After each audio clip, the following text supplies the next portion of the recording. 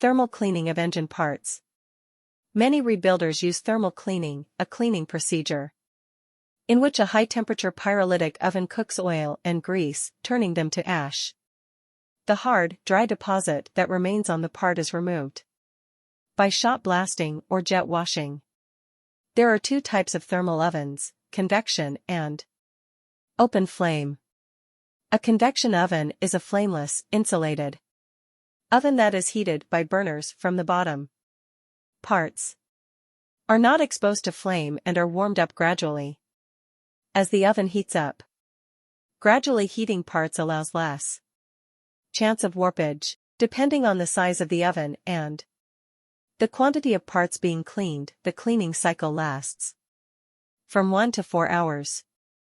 Temperatures for cleaning ferrous metals are about 7008 F. Aluminum, which softens at about 6508 F, is cleaned at about 4508 F.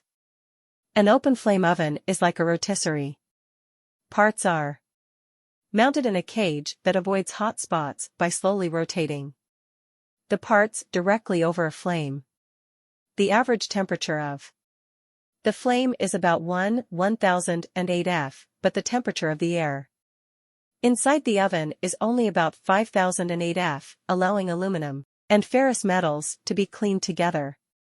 After 10 minutes of exposure to the flame, it is extinguished and a 20-minute baking cycle begins. The total cleaning cycle lasts about 1/2 hour.